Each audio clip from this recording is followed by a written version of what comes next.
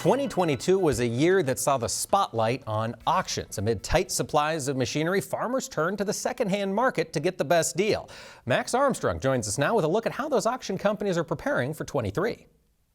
Mike, we wanted to check in with Mr. Bigiron this weekend to see what's happening at Bigiron Auctions and Sullivan Auctions. Joining us here is Mark Stock. Have you brought those families together already now? I tell you what, it was a marriage made in heaven. A great group of guys and gals on both sides of the aisle doing the same service for so many people. That's what we were so intrigued about the Sullivan Auctioneer Group. Their style of taking care of the customer mirrors what we've been doing here at Stock Auction Company, then at Bigiron Auctions for almost 40 years. Not only did you never hear anything bad about the Sullivan bunch, people always were just gushing about how they enjoyed working with them, how much they appreciated them, and so it looks like it does work well for you. Class act all the way around, and of course our reps and the Sullivan reps, we're having our big convention coming up together, so we're truly better together as one group offering the best of the auction service for selling machinery and land to all of these ag producers and investors across North America. In your weekly reports on This Week in Agribusiness, you often talk about some of the big machinery moving, the tractors and the combines, but I have noticed there's some great shop equipment to be found there too. Welders, fume extractors, whatever you're looking for your shop, it's there.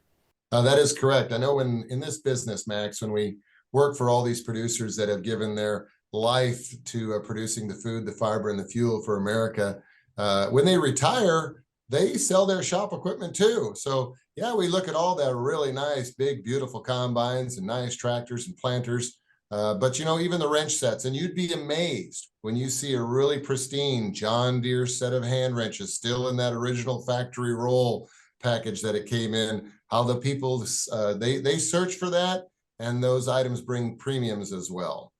I saw a snowblower coming up on one of your upcoming auctions. With this continued winter weather that we're getting, that may bring a very good price. It will. And in fact, the auction that we had this past week, there was a little case tractor that had a front mount snowblower that sold for, I believe, $2,200. But, there's a wide variety in addition to the shop equipment and the snowblowers. We have a lot of livestock handling equipment, head gates and squeeze chutes. We sell boats, we sell motorcycles. Well, we sell golf carts on the Bigiron website. So it truly is something for everyone. We have the big four-wheel drive tractors, and we have the little acreage tractors and these lawn mowing machines, commercial grasshopper lawnmowers, Husqvarnas, every brand you can think of. They sell on the bigiron.com site because that's what Americans have. And when they retire or when they need room in their garage or in their shop for something new that they purchased because they're no longer going to use something that they haven't used for a year or two, that's where Bigiron really comes in to help. What about grain trailers? How's the demand for those right now?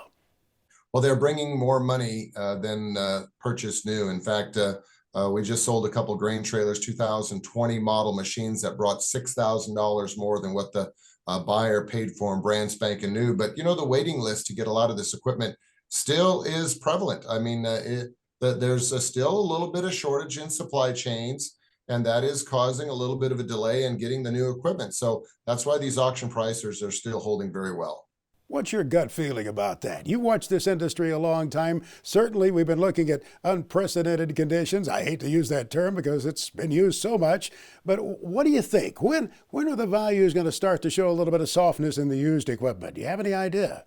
Well, I think the first half of this year is still going to be good because what most farmers do is they defer a lot of their previous year's income into the next year's just to control their tax situation. So we're already seeing a lot of interest and activity in some of the equipment that is being offered for these first few sales here in January. But, commodity prices are still good.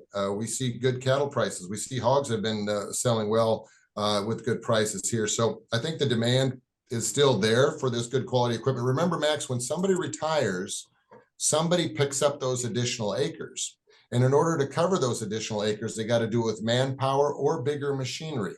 And there's a stat out there that your typical farmer in America buys and or sells at least 4 items every calendar year. So one year it may be a combine and a corn head and a flex head. Next year might be a tractor and a planter. Maybe it's a sprayer. Every year there's 4 items changing hands on a farmer's place. So that's why there will always be good demand for good quality, well cared for, well-maintained machinery. What's the best way to go about trying to set up selling on Bigiron? Do you talk to one of your representatives? Do you go to the website? How do you recommend that? Well, you can go to our website, and there you can fill out an application or an email that sends in that notifies your area rep if you don't know your area rep personally, or you can call us because we've got a number there posted as well. But that rep then comes out to meet with the person that wants to sell that equipment, and then they develop a program that is catered around what their goals and their desires are. Every situation is a little different. I know a lot of people say, when's the best time to sell? But Max, with the internet right now, and with the number of bidders and buyers on our website that cross all of America, when planters are rolling in Texas in February and March, some of those planters then get sold back in May and June when they're being run in other parts of the country. So the internet has equalized everything across the nation in terms of when's the best time for it to sell. The best time to sell is when you want it gone. Those reps of yours are good folks. I've met some of them. They're just real nice people. Hey, Mark Stock, thank you. Let's do this again in a few weeks. Hey, appreciate that, Max. Thank you. Thank you, Max, for that update. And folks, stay with us. When This Week in Agribusiness returns, we'll talk with Bill Northey of the Iowa Agribusiness Association.